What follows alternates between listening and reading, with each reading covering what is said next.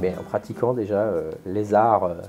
du bonheur, entre guillemets, comme dirait Mathieu Ricard, qui sont la méditation notamment, autre chose, et puis après en le mettant en pratique, parce qu'il n'y a pas que ce qu'on fait sur son petit zafou de méditation ou sur son petit tapis de yoga,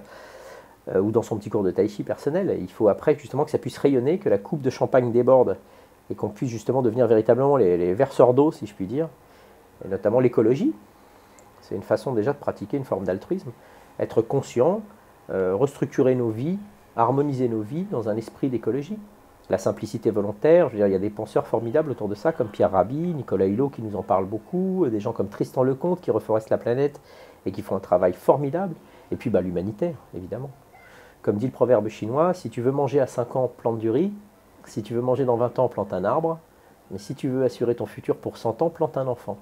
Donc nous, particulièrement dans Surya, l'éducation des enfants dans les pays défavorisés, c'est notre champ de bataille principal. L'écologie, bien sûr, les arbres et le riz,